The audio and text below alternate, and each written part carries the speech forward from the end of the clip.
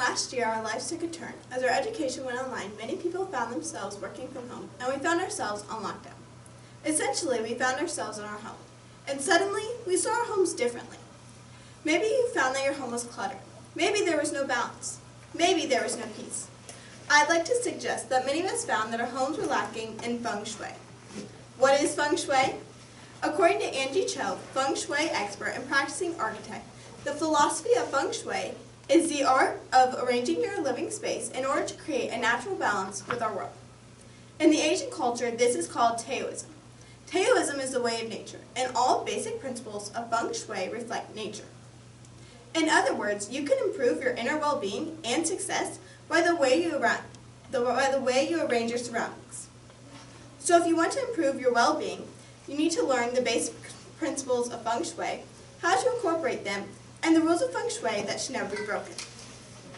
First off, there are 3 basic principles of Feng Shui. The first is the commanding position. The commanding position is the furthest point from the door that is not in direct line with this. This is where you'll spend most of your time.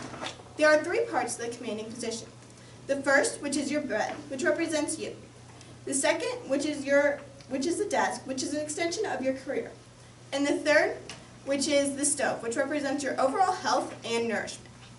If the commanding position isn't available, you can still achieve this by the way you sit. In a study done by Mark Sager, it states that slouching makes you sad, and sitting up straight boosts your moods. In a study done by Ohio State University, it also states that having correct posture gives you more confidence in your thoughts. The next basic principle of Feng Shui is Bagua. Bagua is the energy map of Feng Shui superimposed on the floor plan of your home. Bagua is Chinese for 8 areas. These 8 areas represent different life circumstances such as career, family, and wealth. At the center of Bagua is the 9th area you, representing your overall health and wellness. Bagua can be applied in many different ways. One way to apply Bagua is to align Bagua with the energy map of that year. Another way to arrange it is to have knowledge, helpful people, and career with the front door. The final basic principle of Feng Shui are the 5 elements. These 5 elements are earth, water, fire, metal, and wood. These elements are 5 interrelated phases that work together to create a complete system. The practice of Feng Shui works to balance these 5 elements equally in each situation of your life. To incorporate Feng Shui into your life, you need to choose one area of your life to work on at a time. Incorporate the suggested colors and shapes in that area. The intent is to bring positivity to that area of your life, area in your home, and then ultimately your whole life and home. Both psychology and Feng Shui suggest using or imitating the natural world. You can achieve this by using natural light and plants in your home. There are also some rules of Feng Shui that should never be broken. The first is to be tidy and organized. This is very important. In a study done by Darby E. Saxby in health psychology, it states that having physical clutter can cause stress and depression.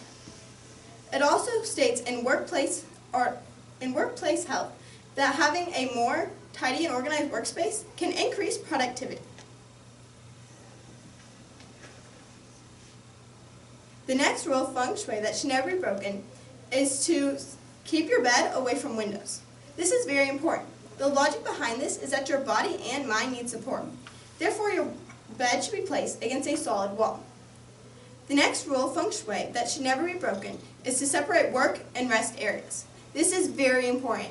Many people work very demanding jobs. If a desk is placed in your room, there can be no tranquility in your life. A bedroom cannot be a relaxing space if it is associated with your work.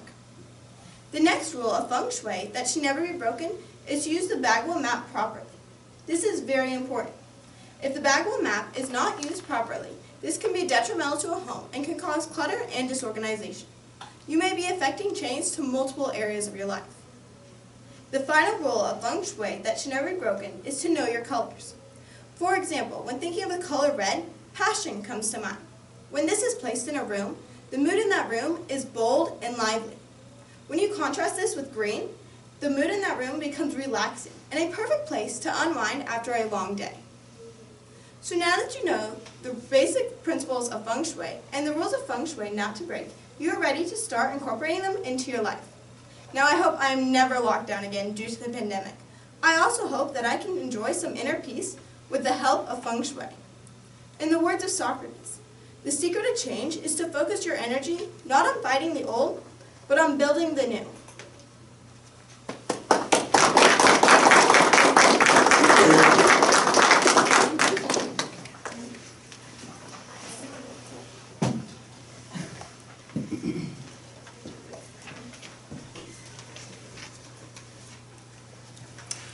Adventure dog, kinda big, kinda strong, stupid as a log. It's a bird, it's a plane, it's Adventure Dog, able to shed on all types of furniture, finds even her own poo edible, arch nemesis of the evil mailman.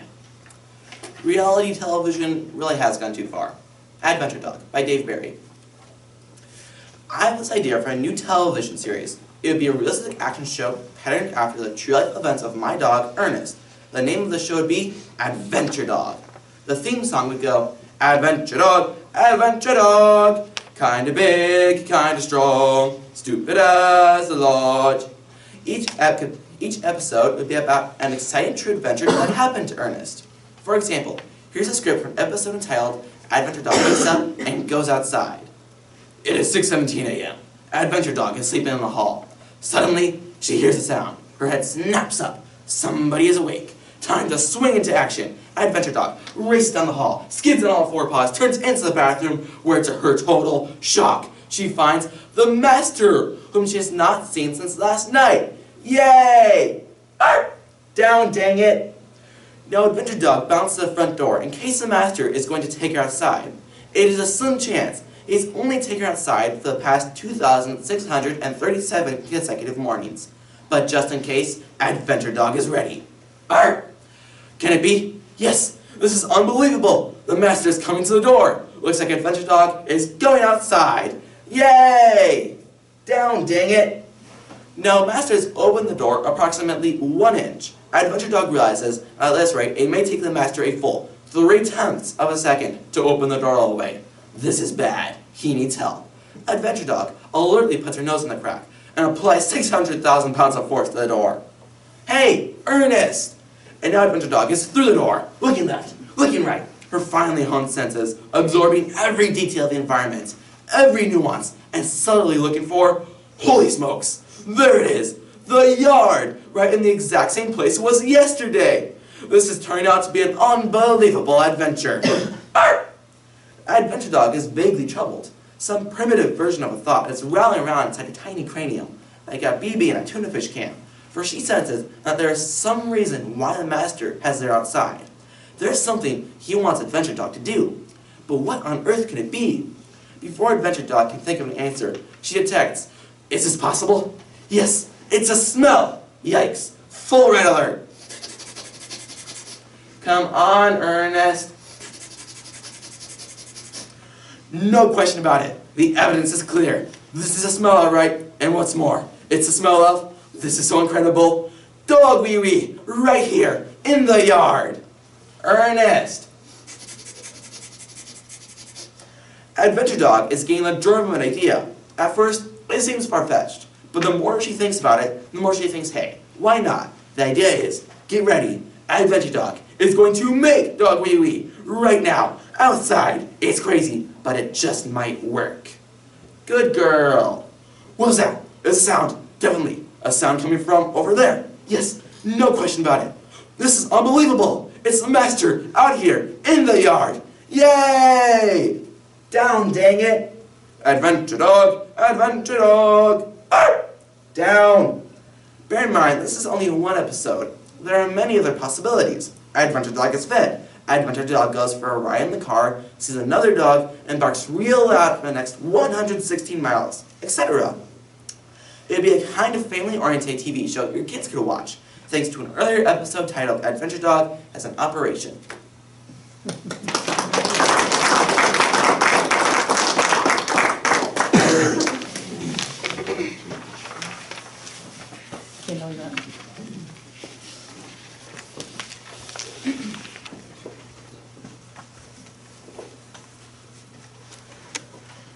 I've been around horses my entire life, and I have a deep affection for them. Therefore, I would never support any activity I felt brought harm to my horses or any other. One aspect of horses that was once one of the most popular sports in America is horse racing. Now, what is horse racing? Horse racing is the sport of racing equines over a set distance. It was made popular in Britain by the nobility, which is why it's often referred to as the sport of kings. The object of horse racing is to be the first equine jockey pair over the finish line. While this is pretty straightforward in short sprint races, longer races that are often ran over the duration of several miles involve a great deal of tactical riding. In such races, a jockey must know his equine's strengths and weaknesses, to know when the equine needs to be held back or pushed into a higher rate of speed. A jockey must also know how to guide his equine through the herd of other equines. In horse racing, there are many pieces of equipment that are necessary, with the horse obviously being the most important. While there is a wide variety of breeds that can be chosen for horse racing, thoroughbreds are the quintessential choice.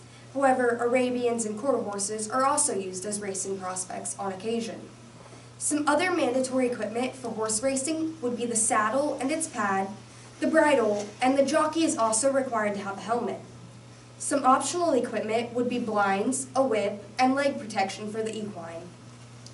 In order for an equine to be able to race, it must be fully healthy and pass an inspection. This inspection involves a drug test.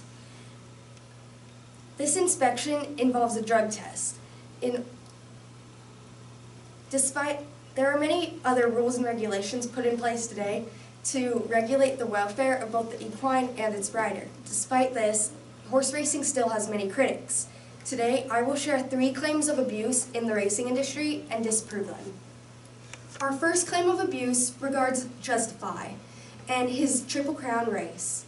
On May 8, 2018, Justify galloped over the finish line of the Triple Crown race, the final one, and claimed the prestigious award of the Triple Crown. However, just a few weeks prior to his first race, Justify failed a drug test, and yet he was still permitted to run. Critics said this was proof of lack of enforcement in the racing industry. Our next example regards Satchel Paige, a 3-year-old gelding. Satchel Paige was running in the famed Santa Anita Park when he was halted at the 3/8 pole of the race. Satchel Paige was then loaded into an equine ambulance. It was soon discovered he had an open fracture in his left front ankle, and unfortunately he had to be euthanized. Critics said this was proof racehorses are started far too young. Our third and final example regards Justify and his jockey's use of a crop.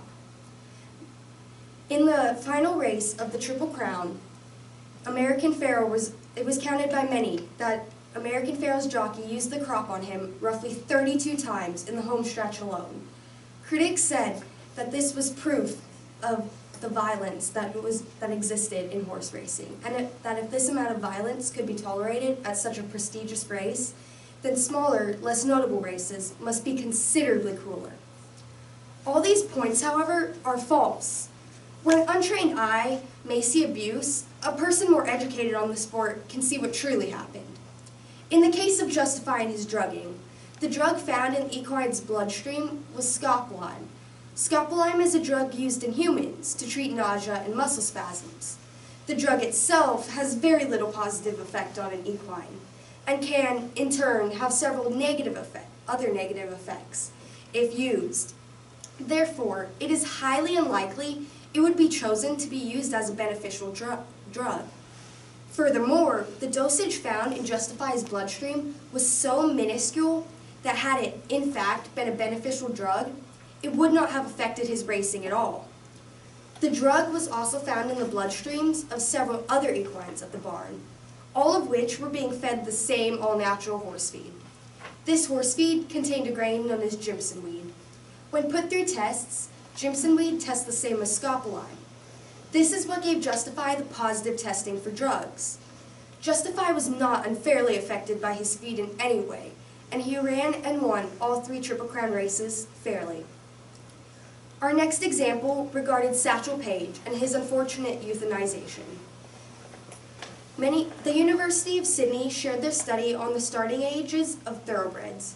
Researchers found no detrimental effect to a racehorse's career if it began racing as a 2-year-old. Researchers also found that racehorses that began racing at a younger age were more likely to have longer careers than those that began racing at an older age.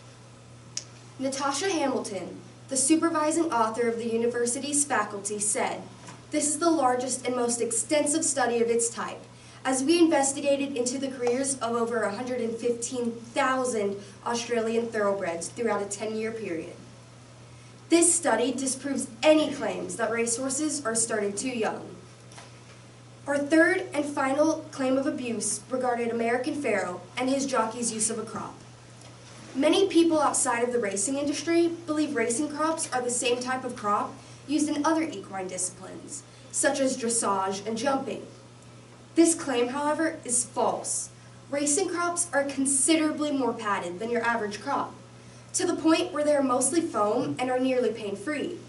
Furthermore, jockeys will ordinarily slap their boot or the air with the crop, both of which will create a loud popping sound to help encourage the horse forward, much like you would kiss to a dog to come, both of which can also easily be mistaken for whipping the horse to the untrained eye. Therefore, the number itself, 32, is not accurate. While he was most likely whipped at some point during the home stretch, it was not the number speculated by many, and due to the foam padding on the whip, it was not painful. In conclusion, he ran and won his race happily, and he won it happily. In conclusion, racehorses are high-dollar athletes and are treated as such. No logical owner would ever bring harm to their main source of income. While there are bad eggs in every equine sport, you can't judge an industry as a whole based off the actions of a few. In the words of Lord Teddy Grimthorpe, the owner of Enable, the 2018 European Horse of the Year, Enable likes to be out. She likes to be running. She doesn't like being held back and kept in her stall.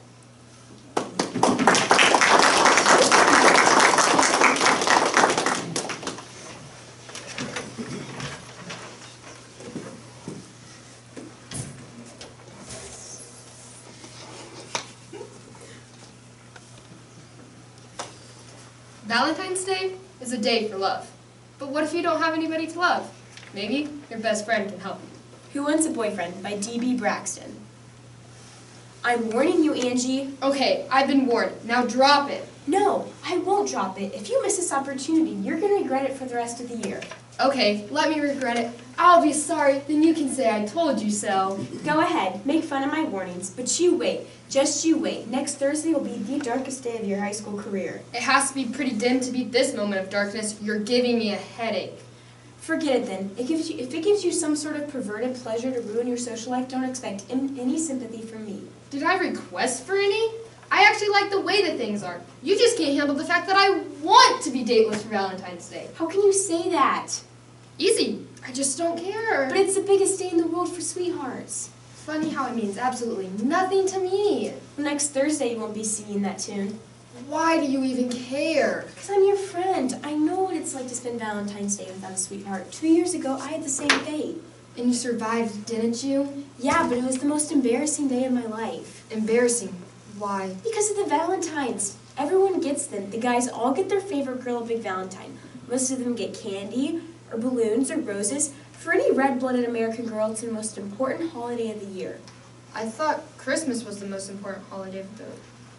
Not for a girl, it's not. For a female, nothing is more vital than romance. Without it, life is void of meaning. Funny how I'm so unattached, but yet completely happy. You're not really happy. You've told yourself that lie so many times, you're starting to believe it. Can't I get you to see what you're missing? I think you've forgotten. I've had plenty of boyfriends before. And you could so easily get a new one if you would just try.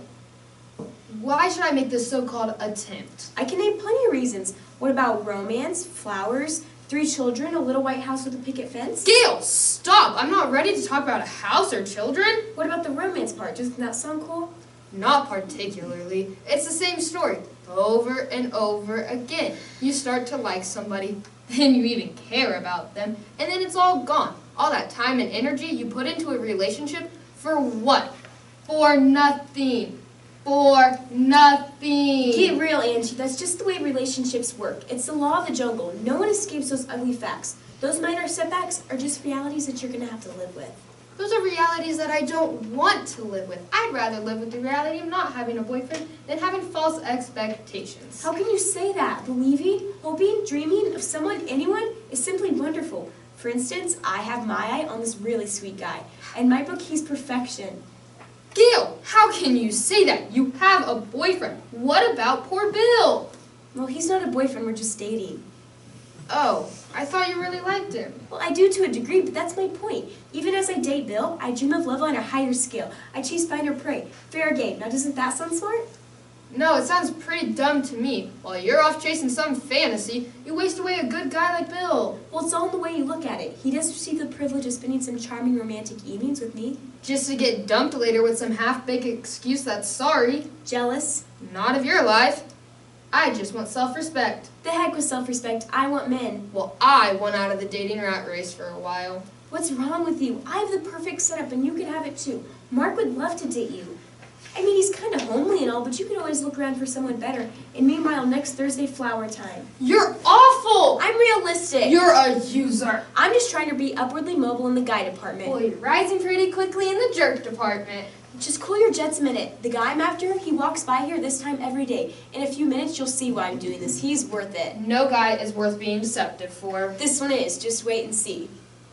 Well, I'd love to watch you drool over some guy. I have some errands to run. Don't hurt too many innocent people while I'm gone. Go ahead. Stick your head in the sand like an ostrich. It makes no difference to me what you do. Fine. Conversation closed. But then again, What? Angie, I thought you didn't care. well, I don't. Then I'm fine. Conversation closed. But while you're hiding from the world, I'm making myself a success. I'm chasing my dreams and keeping both feet on the ground. A girl can do both. And just how are you doing both? Easy. I'm dating Bill, which assures me the privileges of romance, particularly on Valentine's Day. Add that to the fact that I'm chasing someone better, and I have the perfect situation. Things are just going to keep getting better and better. Or worse and worse. Bill doesn't know that you're just simply using him. Well, Angie, there's that guy I'm after. Look, over there. Oh my gosh, do you see that cute little boy with the striped shirt? Which one are you talking about? The tall one, striped shirt? No, Angie, that's the one. I'm gonna take your advice. I'm gonna go talk to him. Angie, that was the guy I was telling Hi, you. I'm Angie. Oh, hi, Brian. Yeah, well, I'm a little embarrassed. I mean, I just thought I should come up and talk to you. Oh, yeah, of course I would love to go walk and talk with you. Gail, I'm gonna go walk and talk with Brian. Oh, Brian, this is my best friend Gail. If it wasn't for her, I wouldn't have had the guts to come and talk to you. Well, we're off. My. Well, at least I have good old faithful Bill. Well, on second thought, I'd look over there by the trees. It looks like good old faithful Bill. Had your same thought. He's kissing some blonde. My Bill?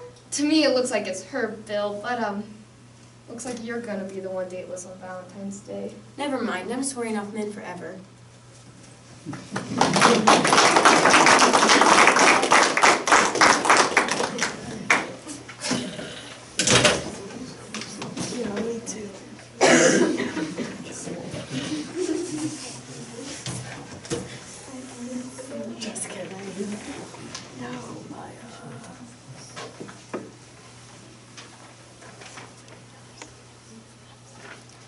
Let's face it, characters in horror movies are pretty stupid. They make bad choices, leaving you to wonder if they have any brains at all. For example, They never turn on the lights.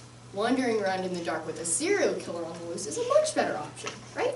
they always go into the basement or wander alone in the woods. They taunt and encourage the killer with amazing shows of false bravado. You want some of this? Come and give me, you freak. They utter the phrase. Let's split up. Of all the dumb things characters in horror movies do, this by far is the dumbest. But if you do find yourself trapped in a horror movie, worry not. Today we'll be presenting you with a comprehensive guide to keep you alive till the credits start rolling. How to Survive a Horror Movie by Seth Grahame-Smith. Those of us who become trapped in a horror movie have a choice. We can either line up with the other cattle and march into the slaughterhouse. Moo. Or we can fight back. Yes, it's a long way to the final credits. No, the odds aren't in our favor. But that's no excuse to lie down and let the filmmakers have their way with us. But you have to be smart. Horror movie characters aren't killed by machete-wielding monsters or reincarnated psychopaths. They're killed by ignorance. Ignorance of the mortal danger that they're in. Ignorance of the fact that they're in a horror movie. So, how do you know if you've been sucked into the Terrorverse? Sometimes the signs are unmistakable. For instance, if you're a teenage babysitter, Caring for a mute toddler in a remote cabin during a blizzard. while an escaped killer roams the woods, you're probably in a horror movie. Take a look around. The environment should offer some clues. If you're on a crowded city street in broad daylight, you're probably safe. For now.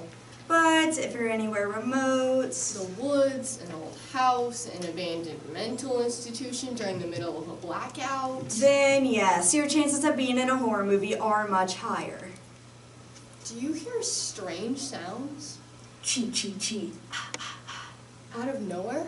Are you speaking Japanese? Anime, death note, haiku. According to the laws of early 21st century cinema, anyone speaking Japanese is in a horror movie. If the answer to any of these questions is affirmative, then we have to consider the possibility that you become trapped in a horror movie. as much as you may feel like crying or making skid marks in your tidy You whities. have to pull yourself together, and fast. Because if you don't, the boogeyman is really going to give you something to cry about.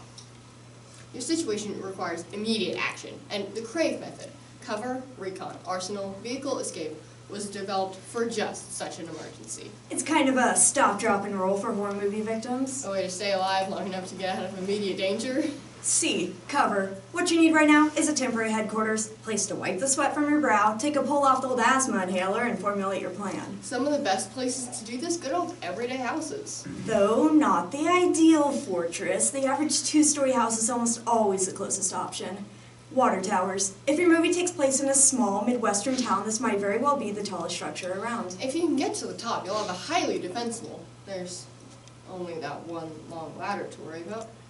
Perch with a 360-degree bird's eye view. R, recon. Now that you have a chance to catch your breath, it's time to get an idea of where the enemy is and what they're up to. If you don't have the height of a water tower working for you, climb to the tallest window in your hideout and take a look. If you see nothing, they're probably right behind you. No, wait, don't turn around. Nice and cool. That's it. Now on the count of 3, cover your face with your arms and jump over the rail or through the window. Either you jump or you die. Ready? 1, 2, just kidding. You're totally screwed. A, arsenal. You see a path to freedom, you're gonna need some sort of weapon. If you're barricaded in a house, get your hands on a baseball bat, a kitchen knife, or anything kids aren't allowed to play with indoors. If you're holed up in a church, grab a heavy-duty candlestick. And if you're up on that water tower, get your hands on the nearest, there really isn't too much to work with on a water tower. You really should have thought about that before you climbed up there. V, vehicle. You summoned some courage, grabbed a weapon, and hopefully spotted a nearby unoccupied vehicle. In a burst of adrenaline-fueled speed, your goal, your only goal, is take it to the nearest car truck, get inside, blow town as fast as inhumanly possible. Oh, don't bother smashing the windows. They left the car unlocked. Lock the doors and pull down the driver's side sun visor. The keys will simply drop into your lap. When you try to start the car, it'll turn over and over again, but don't worry. It'll kick in just as soon as the attacker reaches the car and pounds on the windows. E, escape. This is the easy part. Put the car in D Point the compass to N. and get the F out of there. We've now come to that portion of our guide entitled The 7 Deadly Horror Movie Sins. First deadly sin, doubt. There's 2 types of horror movie characters. Those who believe your story and those who don't. It was just a dream, honey. No, it wasn't. Your son or daughter is having recurring dreams about getting brutally murdered night after night, and you're brushing aside as what? Indigestion? Those are just ghost stories our parents used to tell us. Yes, and they happen to be true. If all the moms and dads have spent the last 17 years telling you not to go into the abandoned mannequin factory, here's an idea. Don't go into the abandoned mannequin factory. Second deadly sin, machismo. You'll recognize the jock who thinks his football skills are enough to defeat the reincarnated serial killer. Remember, if you're a male in horror movies, testosterone may as well be cyanide. You want some of this? You know the guy, the one that just can't take it anymore. What's your plan, huh? Soon let that thing pick us off one by one? No way, man. Not me. He runs out into the open yelling something like, Come on, show your face. and you know how that ends. Third deadly sin, independence. Have you ever seen that documentary about wildebeest? The one where it's nothing but slow motion footage of them getting torn apart by lions and crocodiles? Great, isn't it? Funny how the predators always seem to go for the animals on the outer edges of the herd. The ones who are either too slow or too stupid to draw strength from their numbers. This is not a coincidence. Fourth deadly sin, ugliness. Nobody said horror movies were fair. Fifth deadly sin, curiosity. One of the basic horror movie equations, investigation equals mutilation. Is that you, Patches? If Patches is the nickname for the man hiding in your closet with razor blades on his fingertips, then yes, it is. Do you think it's dead? No. Go ahead and poke it with a stick. We want to watch it grab your arm and bite half your face off. 6 deadly sin. Irresponsibility. In a horror movie, if you're assigned a task and fail to carry it out, either you or someone close to you is going to die. What's a little nap gonna hurt? A lot. Trust me, the kids are sound asleep. No, the kids are dead. Why do I always get the crappy jobs? Because you're an idiot, and you're about to prove that fact by failing miserably at the simple task you were assigned. 7th deadly sin. Vehicular sex. Do it and die. So, when is it safe? When we see the credits rolling in front of our eyes, hear applause? When the killer suddenly takes off his mask, shakes our hand and says, "Nice working with you"? No, it's never safe. Once you're in the Terrorverse, you're in for good, even after the movie that brought you there has wrapped. You succeeded in vanquishing the enemy? Great. Chances are you made it to the final credits and will lead a long and peaceful life. Especially if your movie bombs at the box office. But there will always be that chance, however slight, that you'll be called back for sequels. Ask Jamie Lee Curtis. Screenwriters will keep dreaming up new villains and killing methods. Directors will get sleeker and bloodier. And your enemy will keep his fangs and machetes razor sharp. You'd better keep your skills the same way.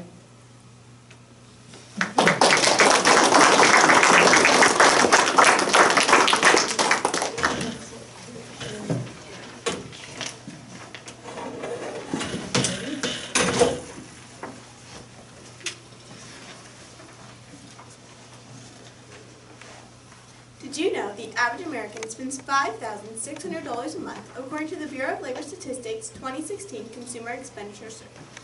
As consumers, we spend our money on housing, food, apparel, transportation, and entertainment, to name a few common categories. But what if our consumer spending can make a difference and bring about positive change in our world? Well, I'm here to say that it can, and to encourage you to become an ethical or conscious consumer. According to EchoWatch.com, the simplest definition of a conscious consumer is someone who buys from brands that align with their personal values whenever possible or practical. Ethical consumers believe that they can make a difference by voting for their values with their dollars. For example, by avoiding products with palm oil in them, you're casting a vote to save orangutans and the Indo-native rainforest in which they live. To help you further understand the importance of this movement, I will further define what an ethical consumer is, tell how to be an ethical consumer, explain why we should all be ethical consumers, and show the impact ethical consumers have already had in our world today. First off, I'd like to further define what an ethical consumer is. Ethical consumers look for products that are environmentally sustainable, cruelty-free, fair trade, organic, or items made in the United States. What an ethical consumer buys is just as important as what they don't buy. Ethical consumers steer away from brands that test their products on animals, pollute the environment, fail to treat their employees fairly, or engage others in unsavory practices. According to Dr. Ronaldo A. Bautista Jr., Associate Professor at the De La Salle University, the ethical consumer ideal implies that individual consumers have a significant role in their daily purchasing decisions and promoting ethical corporate practices. Correspondingly, ethical trade refers to international trade that aims at preventing the injustices of global trade, such as child and low-paid labor, pollution of the environment, infringement of human rights, and inequalities of justice caused by globalization. There are many reasons why one would like to be an ethical consumer. The first is to help the environment. If you are looking at becoming an environmentally sustainable ethical consumer, you should look at buying organic products and switching to a greener energy provider. Ditching fossil fuels and getting a greener car is also a great way to be an ethical consumer. However, there are many other ways to be an ethical consumer. Some conscious consumers hope that their consumer spending can help our society. Before shopping at a store, consider how seriously they take their commitment to your local community, as well as considering how they treat their employees. Do they treat them fairly? Do they pay them enough or overwork them? Do they actually care about anything, except for how much money they can make off of any certain product? You can help stop these problems by shopping at stores with the Fair Trade Accreditation or the Fair Tax Mark. These independent accreditations help point out stores that are doing the right thing and taking into consideration human rights and workers' rights. You may think that one person cannot change the world, but think again. One vote can mean the difference in a worldly decision. It has many times before, so why not now? Another reason to be an ethical consumer is animal welfare. One main thing that comes to mind is cosmetics. Many cosmetics brands, especially overseas ones, test their products on animals before selling them. By refusing to buy from these brands, you are ensuring that no animal is harmed in the production of your cosmetic products. The final reason to be an ethical consumer is how it affects you, body and soul. Being an ethical consumer is good for your health and well-being. When ethically shopping, you feel good about yourself because you know you are making a small difference in our world. One person can mean the difference in how a store views its employees and the world. So if any of these ideas have appealed to you, I will now share with you how to be an ethical consumer. First, start with a point of personal reflection. Develop and redevelop your values. You need to understand your actions and what their possible outcomes can be. You also need to become as well informed as possible on a wide range of issues. There are also some habits you'll want to get in when becoming an ethical consumer. First, read the fine print. Some companies, like Balma Socks, say that they will donate 1 pair of socks for every pair purchased. This is a great thing, and according to their website, they have donated over 30 billion items. But some companies will make false claims just to get your business, so proceed with caution. The next habit is to shop at stores with the Fair Trade accreditation. This means that workers were paid fair compensation. Third, shop small business. If you enjoy having independent businesses in your community, support them. Also, be a farmer's market regular. Not only is the food fresh, but you are supporting and sustaining farming in your community. The final habit is to know your closet. Research your favorite brands and stores and find out what they stand for. Use this knowledge in future purchases. Hold your brands accountable. So you're probably wondering if being an ethical consumer is actually good for the world. And the answer is yes, it does. And voting with your dollars actually does work. Between 2000 and 2012, ethical consumer rates child labor rates have dropped by 1/3 and are continuing to decrease, according to EcoWatch.com. 24% more fashion companies are paying more livable wages and using more sustainable fabrics, according to the 2019 Ethical Fashion Report. The number of companies changing the way they make their products is increasing because of the number of consumers changing the way they buy things and what they buy. As you can see, being an ethical consumer is a great thing, and I highly encourage you to take it into deep consideration. One person can change the world for the better or the worse. As stated by Helen Keller, I am only one, but still I am one. I cannot do everything, but still I can do something. And because I cannot do everything, I will not refuse to do something I can do. Don't let your chance to change the world be wasted.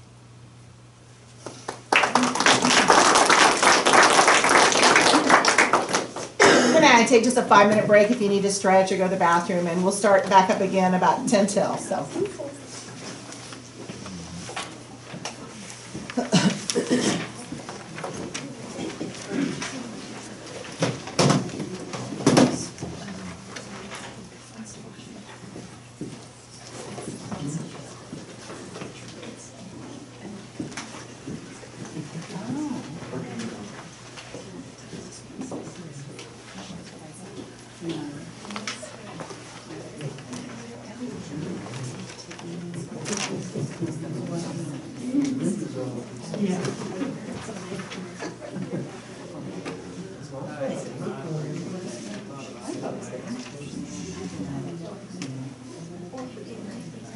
That participate. Oh my gosh, some of my remember, some of my name. I know.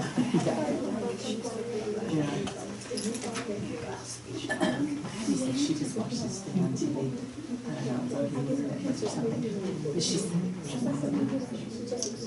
don't know, but she said it was about how this guy, you know, I was quit buying plastic, this and that. Yes.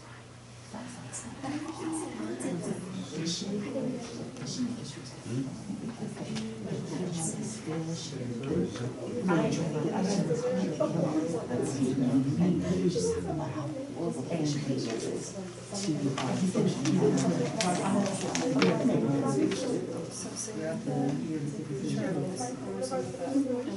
so we'll have to see.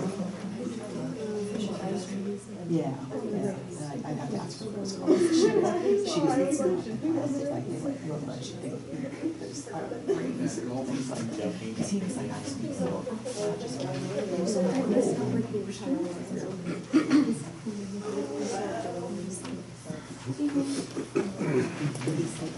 We should talk about saving 80%. There's no carbon.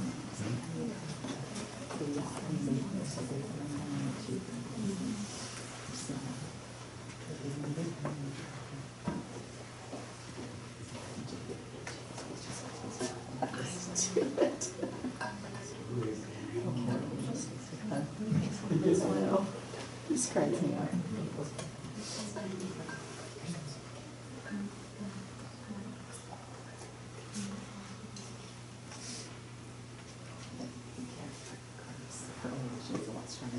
But she knew it. I mean, she's been there for a year. Yeah, last year.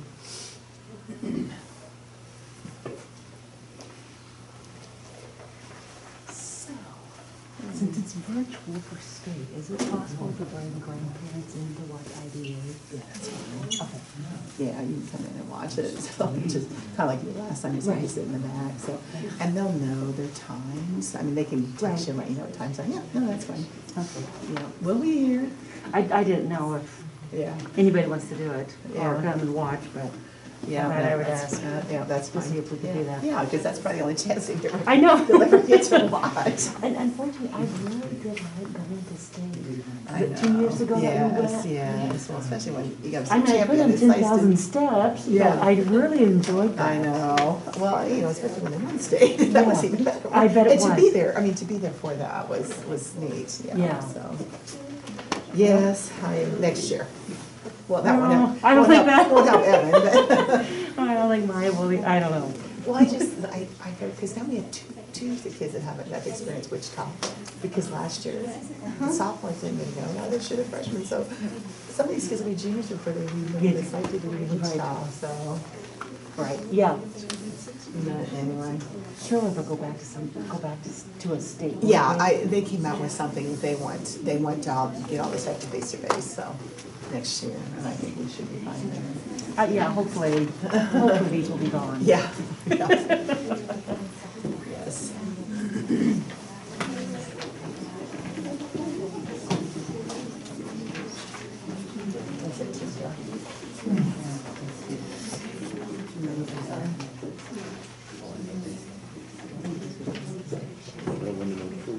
I turned the volume or turned the sound off so he wasn't hearing anybody talk. Oh, okay. In intermission. That way I'll turn it back up. I texted my coach and asked her when her shape was, and she said, oh, it's next Wednesday or Thursday. And I'm like, what? It's like, yeah, I have to leave that. I love you both, but like, this is in advance. I think they don't work with you along over there anymore.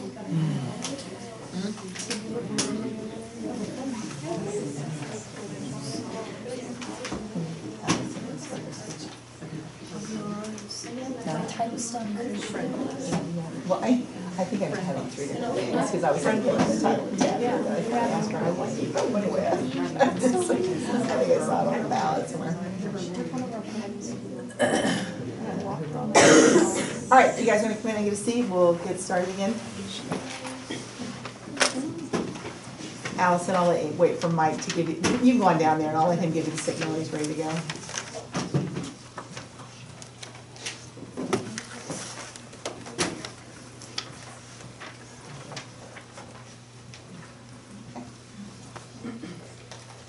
Bubblegum, babies, flowers, little girls, cotton candy, and sweetness. Are you seeing pink yet? Well, these things bring to mind the color pink. This was not always the case. As it turns out, pink has meant many different things to many cultures throughout history and has resulted in varying opinions. Pink is the most divisive color in American society. Dr. Valerie Steele, editor of the recently published book, Pink, The History of a Punk, Pretty Powerful Color, says, people either love pink or they hate it. Steele is the director and chief curator of the Fashion Institute of Technology in New York. According to a recent study by University of Maryland sociologist Philip Cohen, pink is not a very popular color among adults, with 1% of men and 7% of women saying that pink was their favorite color, as opposed to 42% of men and 29% of women that said blue was their favorite. Now, despite this lack of current popularity, history might show different results. Today, I'd like to tell you about the history and evolution of pink and the symbolism of pink. To begin, pink has a rich history. It was first worn in the 1400s when traders brought back dyes from India and Sumatra. The color became fashionable in the mid-1700s when European nobles, both men and women, wore faint, powdery shades of the color as a symbol of luxury and class. Madame de Pompadour, the chief mistress of Louis XV, loved the color so much that a French porcelain manufacturer named a shade of pink after her called Rose Pompadour. In portraits by Francois Boucher, she was wearing shell pink gowns and negligees full of sassy ribbons. One of today's notions that pink is for baby girls was not true at this time either. In fact, pink was actually seen as more appropriate for males, because pink is a lighter version of red, which at that time was associated with the military. In the mid-1800s, the trends reversed. Men began to wear dark, sober colors, which meant that pink was left to the women. And it was around this time that pale pink was first thought to represent nudity. Therefore, much of the lingerie produced was a pale flesh tone of pink. Around this time, the Industrial Revolution swept the globe, and factories began manufacturing clothes using cheap dyes, which resulted in bright, unattractive shades of pink. The shades of pink produced by these factories were not the sophisticated colors that the upper class was used to, and they soon abandoned the color. Pink became very popular, however, with prostitutes, and it would be about 50 years before pink recovered from its bad reputation. In the 1860s, just after the Civil War, pink hit America, and it was in America that pink began to emerge as a baby girl color. But according to the Smithsonian.com, this shift was very gradual, because the white dresses that children wore were practical because they could be bleached. Pastel colors were introduced in the mid-19th century, but according to Joe B. Paoletti, a University of Maryland historian, the colors weren't gender-specific at first. In fact, according to a June 1918 Ladies' Home Journal, it states that the more generally accepted rule is pink for boys, being a more decided and stronger color, whereas blue is more delicate and dainty. It wasn't until the 1940s that manufacturers finally decided on pink for girls, so baby boomers were raised with girls in pink. This idea faded in the 60s and 70s due to the women's liberation movement, but it came back in the 80s with the rise of prenatal testing. This allowed parents to decorate their nursery before the child was even born, and manufacturers capitalized on this by selling all sorts of products for the new baby girl. Today, with the popularity of gender reveal parties, pink always means a baby girl. Pink became popular with adults again with the help of Marilyn Monroe's figure-hugging pink dress in the 1953 film Gentlemen Prefer Blondes, along with Elvis Presley's iconic pink Cadillac, a 1955 Cadillac Fleetwood. Jackie Kennedy also helped bring pink back when she wore a pink dress to meet the French minister André Malraux in 1962. The 70s experienced a decline in fashion, again due to the women's liberation movement, but it came back in the 80s with the rise of punk bands such as the Ramones, the Clash, and the Sex Pistols. Now, just as pink has a colorful history, it also has a lot of different meanings. According to Mariana Serini at CNN.com, the pink triangle on concentration camp prisoners' uniforms symbolized homosexuality. However, in the 1970s, that same pink triangle rose as a symbol of gay activism, and throughout that decade was the identifying symbol of the gay community. In the 1700s, pink symbolized luxury and class. Today, it represents love, along with the color red. Red, however, represents heat and passion, while pink communicates romance and charm. Hot pink communicates playfulness, while light pink symbolizes tenderness. Red in large amounts can stir up aggression and action, while pink in large amounts can actually cause physical weakness.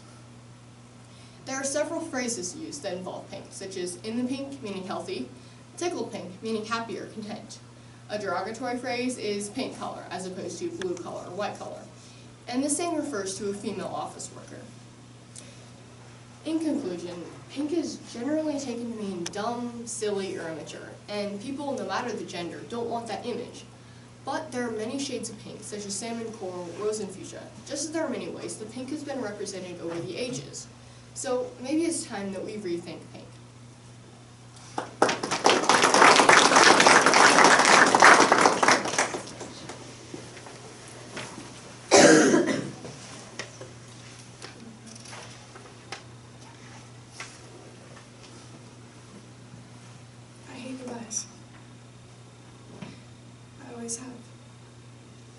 something that's just so final about them. Goodbye.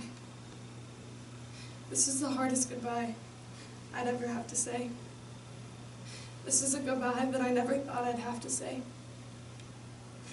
This goodbye is to my precious baby, who is stolen.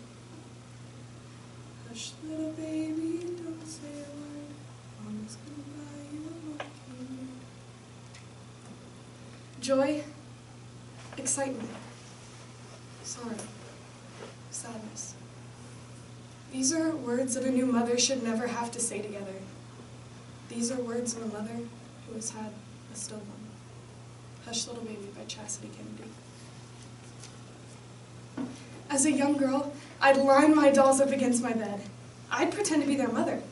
I'd teach them how to drink tea or make the perfect cupcake.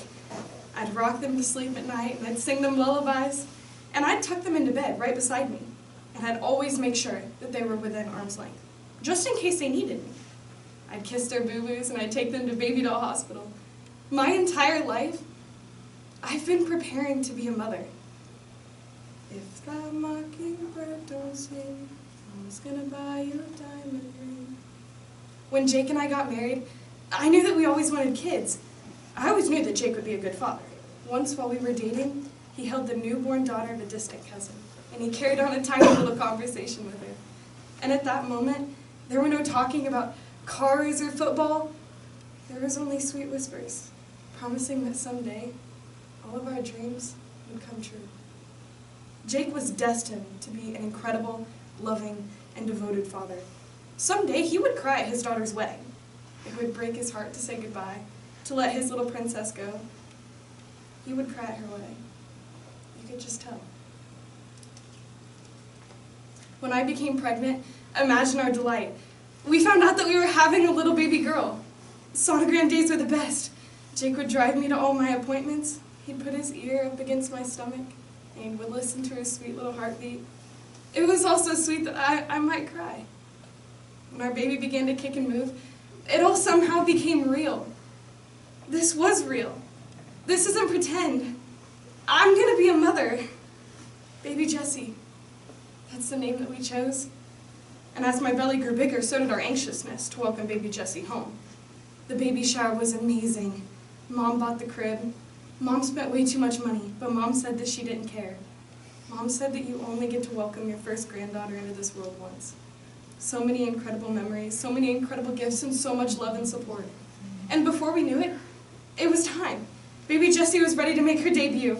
Jake watched so many YouTube videos. How to install an infant carrier in the car, how to change a diaper, how to tell if she's sick or just has gas. And before we left for the hospital, I took one last look at baby Jessie's room.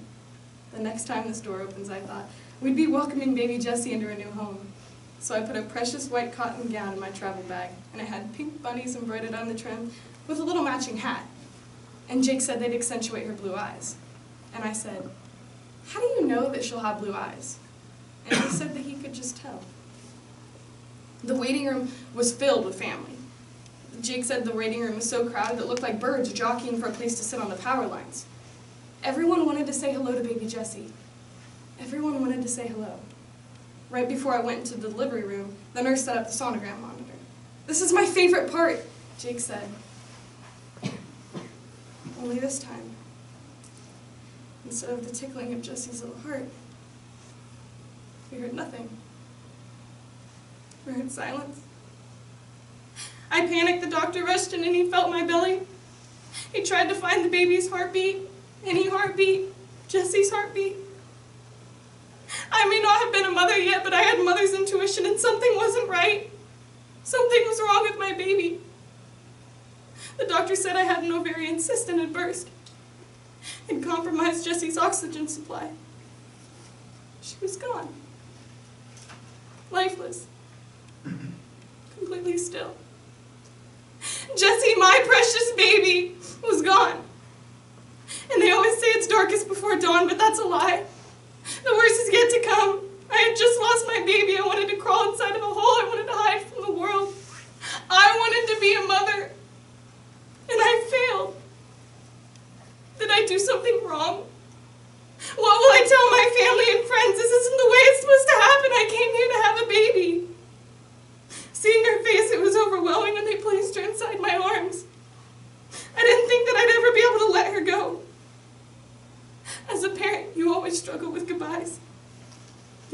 think that there'll be one more time to teach them to drink tea, to make the perfect cupcake, to kiss their boo-boos or to take them to baby doll hospital, or to rock them to sleep. Hush, little baby, don't say a word. Mama's gonna buy you a mocking bird. Goodbye, baby Jessie. Goodbye.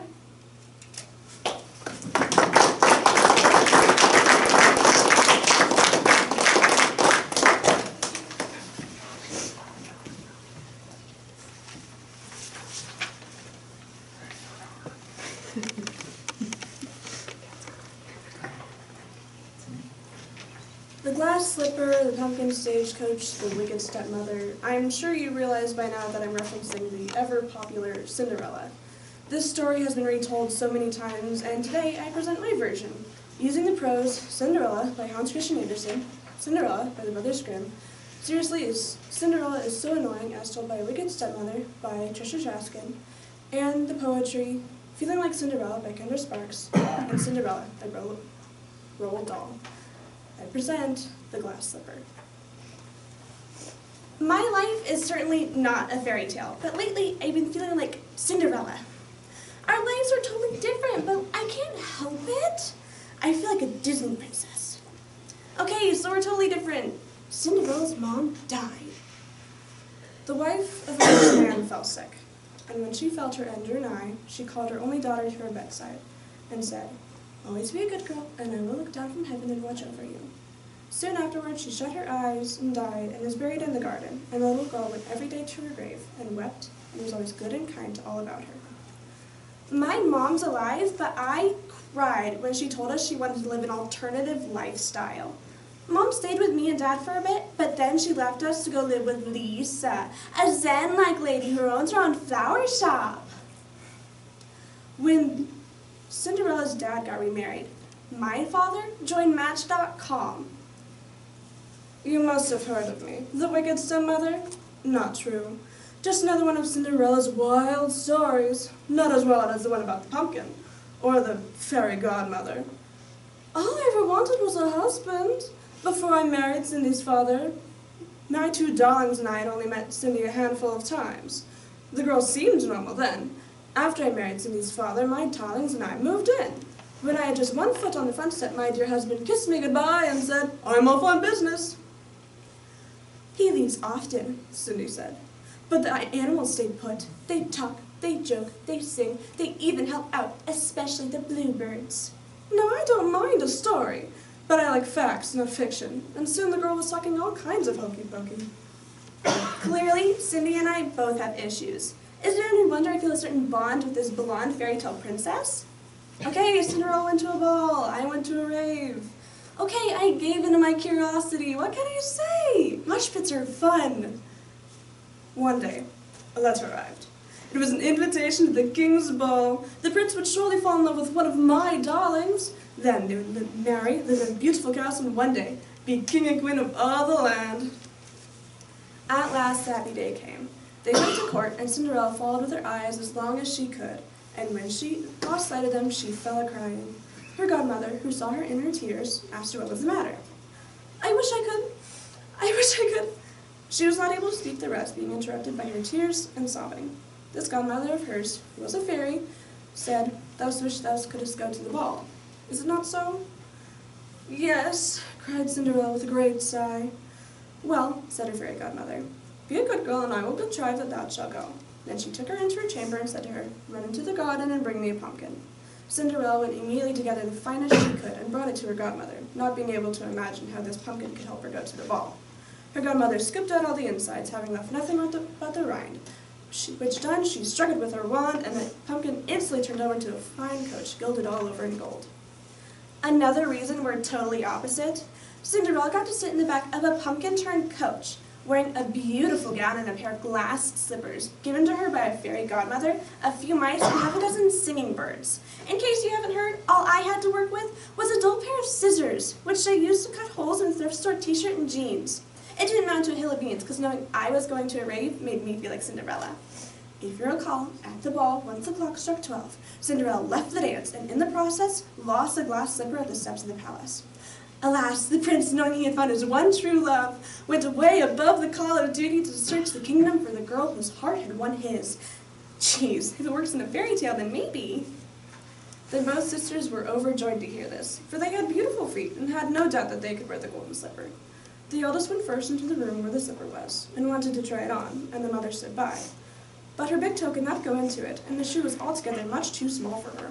And the mother said, "Never mind, cut it off. When you are queen, you will not care about shoes or toes. You will not want to go about on foot." So the silly girl cut off her big toe and squeezed the shoe on and went to the king's son. Then he took her for his bride and rode away with her.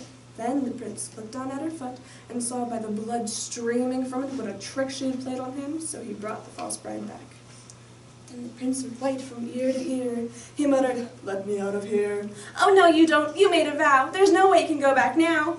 "Off with her head," the prince roared back. They chopped it off with one big whack. This pleased the prince. He smiled and said, "She's prettier without her head." Then up came sister number 2, who yelled, "Now I shall try the shoe." "Try this instead," the prince yelled back. He swung his trusty sword and smack. Her head went crashing to the ground. It bounced a bit and rolled around. In the kitchen, peeling spuds, Cinderella heard thuds of bouncing heads upon the floor and bumped her own head around the door. "What's all that racket?" Cindy cried. "Mind your own biz," the prince replied. Poor Cindy's heart was torn to shreds. "My prince," she thought, "he chops off heads. How can I marry anyone who does that sort of thing for fun?"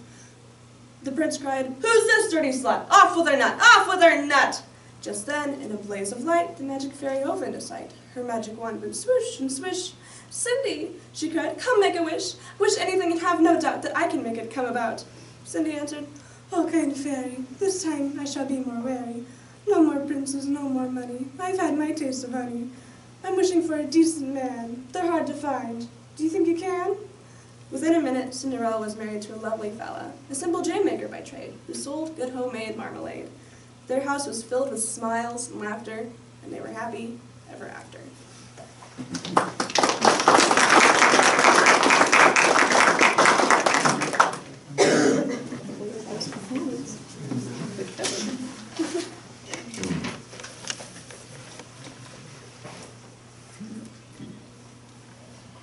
Thank you. I get a little funny about my work. I don't know, flustered or something. Have you been a couple of blocks down the street, though? There's some really, really, really amazing painters here. No, my work? It's nothing special. You see, I just paint my life. Have you ever heard the saying, "Write what you know"? Well, I'm a terrible writer, so I just paint what I know. There's really nothing special about it. Often artists paint their most emotional and deepest meanings in their paintings. This artist paints a painful memory, Painting Flowers by Cole Sutherland. This piece. That's my son and his Christmas tree that year. He was a funny kid. He always named the Christmas trees and held a little passing for them on New Year's. And he always asked for the funniest gifts. A blue dog collar, a book of maps, a tape recorder. I mean, what kid asked for a tape recorder on Christmas? And you see, well, I was sort of a single mother and all, so I had to learn how to use the saw, and I was never very good at it. So I'd always look down at him and say, "I guess that's what dads are for." He'd look up at me and he'd laugh. And this one, that's of my son and his spelling bee. We'd go for hour-long drives, and he'd be spelling out words that seemed to be 30 letters long. I had no idea what they meant. I didn't even know how to say the words. But there was one day he was at the spelling bee, and I was sitting in the bleachers, fingers crossed, holding my breath, and he spelled the word wrong. And that's fine, because I was just so proud of him for even showing up. And this one, it's one of my favorites. That's my son and his dog, Buddy. It happened just like a movie. One day, he was walking home from school, and, well, there Buddy was. Buddy never left his side. Buddy never went anywhere. I guess you could say he looks sad in that painting. But he shouldn't, though. warm by the fireplace with his master. I guess, well, you see, we'd been living with somebody. And well, we're not living with him anymore, but, well, we were. Oh, no, I'm sorry, that one. That's not a sunset. It's a forest fire. They always say that the trees come back stronger and taller after a forest fire, because everything gets better after a forest fire, right? Yes, that is my house in the painting. I'm sorry. I'm rambling, I know. I'm just trying to explain about why my house is in the forest fire. You see, we've been living with somebody. My son's father died when he was just a baby. And then I met John. And John was great. He was everything I could have ever asked for. Everything was fantastic. It was dates with me, flowers, little league games with my son. I couldn't have asked for anything better. Then things change. And they change so slowly, you don't even realize that they're changing. Flowers turned into cold stares and angry words. Dates? Forget about it. It was just him sitting in front of the TV, not even acknowledging my presence anymore. And little league games with my son. My son was just a gnat that you could bat away. I didn't want to be stuck anymore. So one day I looked down at my son and I said, "Hey buddy, I'm going to run to the store, okay? I want you to pack up your stuff. I'll be right back." He looked up at me and he said, "Okay, Mom, I love you." And that's what I planned. I planned on going to the store. I planned on being right back. But then the line was really long and my card got declined and I couldn't find my keys anywhere. But I got to my car. I started driving and that's when I noticed something. I noticed cars lined up on both sides of the street and I knew that there was something wrong. And then I saw it. I saw the red and the orange and the yellow flames coming out of my little blue and white house, turning it black, eating it. And then I didn't see something. I didn't see my son standing outside. And the only thing that I could do was claw and fight at the firefighters because all I wanted to do was go back inside and hold my little baby one more time. And the only thing they let me do was kneel on the ground, rock back and forth, just praying to God, praying that He'd bring my little boy back outside to me. They found him. He was in his room. The windows must have been too hot to touch. But Buddy was there. Buddy never left his side. Buddy never went anywhere. I guess what they say happened was, well, John, he'd gotten angry. He didn't like Buddy's barking. He told my son, "You take that damn dog upstairs and you shut the windows and the doors while you're at it." You see, he got to walk outside after he lit that cigarette and fell asleep. He got to walk outside and take that cold winter with him, but he didn't even think to grab my little boy upstairs. I guess that's why I get so defensive over my paintings. Why I can't ever seem to sell them. I paint my son. I paint him how he was and how he'll never get to be. I painted him on his graduation day. And there he is, cap and gown. I'm in the bleachers cheering him on. I painted him on his wedding day. And there he was. And God, did he look so handsome.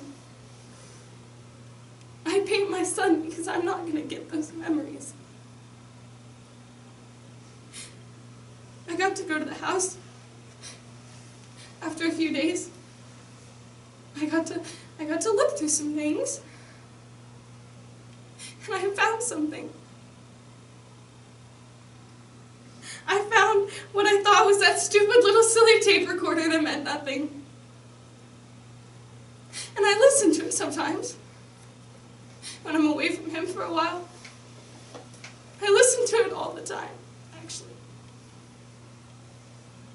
And then I hit play. Hey, Mom. It's your little monster. Listen, I know this probably sounds pretty stupid, but I figured that you could keep this when I go off to college.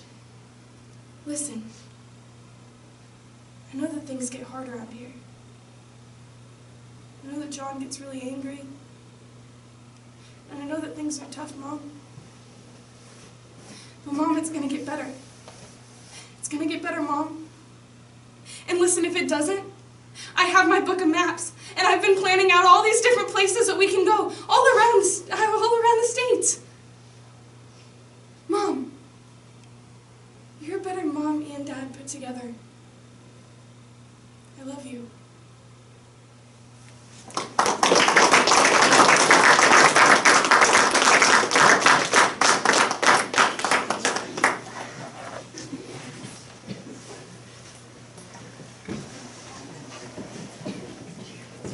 Give them something funny, I bet. What do you have against children? I'm so depressing. We'll take you in a different direction now.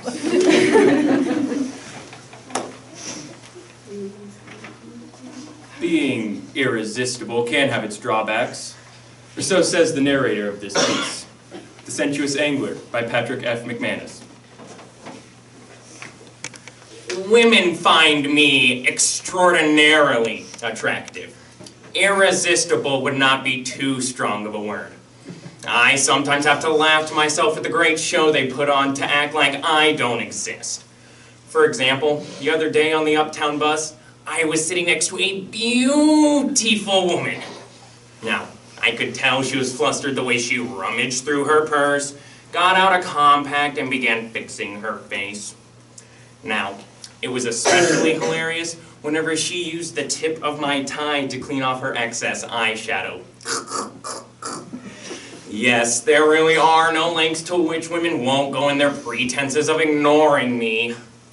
However, one time, my irresistible appeal to women and my love of fishing took a turn for the worse. Her name was Jennifer. You see, Jennifer and I worked at the same advertising agency. My job at the agency was to invent lies about a client's product, but so flustered was I by Jennifer that I once let a truth slip into my report and was nearly fired. Now, obviously this shook me up, so I got out my portable fly tying outfit and began to tie a few royal henchmen to soothe my nerves. But then I felt a pair of eyes on me. They were Jennifer's eyes. She came over and talked to me. Hi, my name's Jennifer. You must be new here. Well, actually, Jennifer, I've been here for a while. Oh, really? How long? 4 years, actually, Jennifer. Strange how I've never noticed you before. Our desks are only 20 feet apart. Oh, I have noticed you, Jennifer. Oh, really? Anything in particular? Is there ever? What about the way you read Field and Stream so avidly while all the other women are gawking at glamour? And then there's the way you took that portable casting reel apart when you were supposed to be typing up the annual report last February.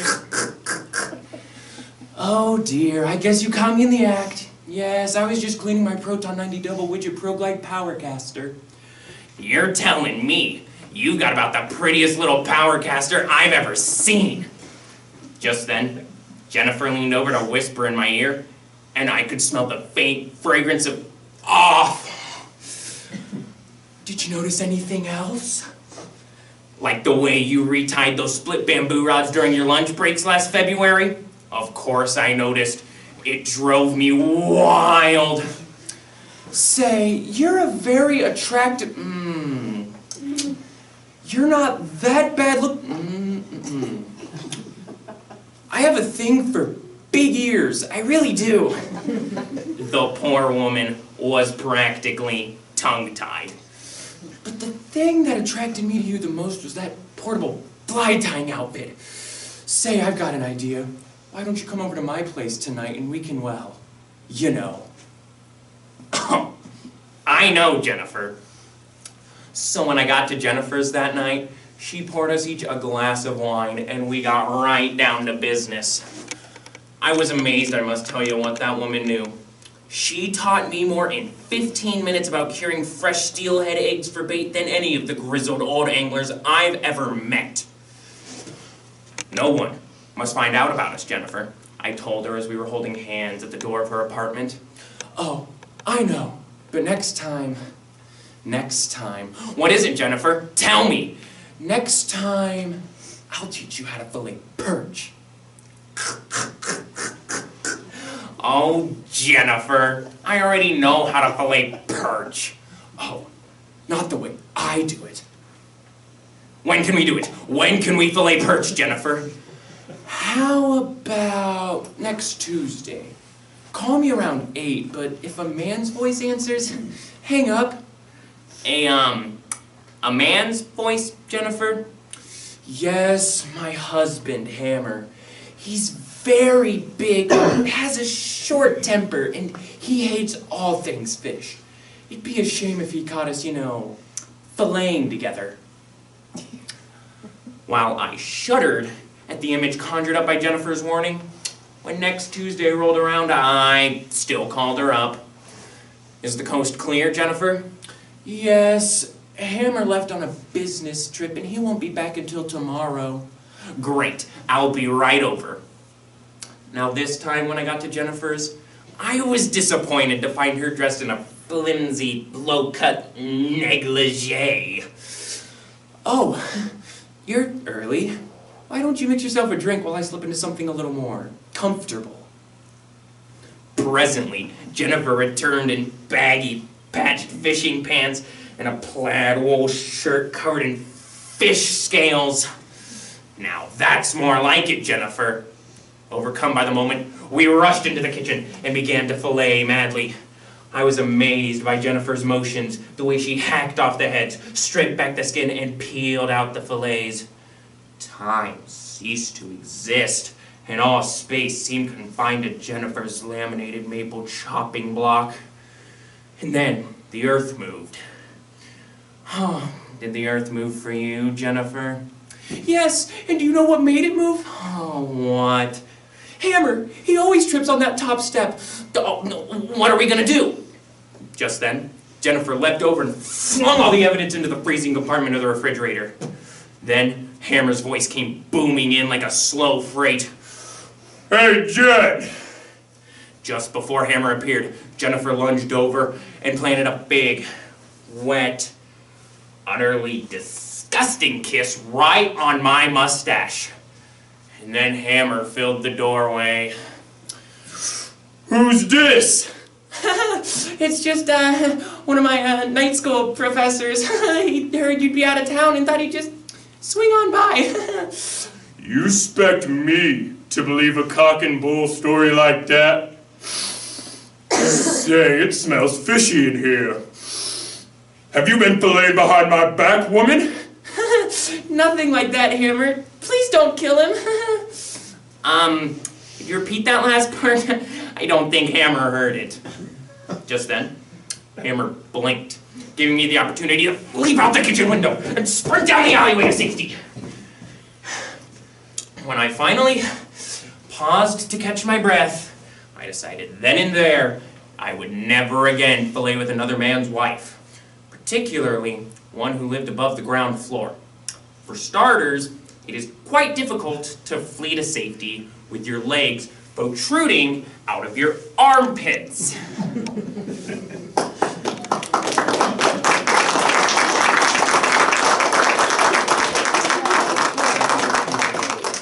All right, thank you so much for coming. We don't get to perform in public because of the nature of the contest, and also this year we've been lucky to perform in front of a camera, so it's nice to have an audience. And we have stayed on May 1st, so we're hoping to have great things happen. So thank you again.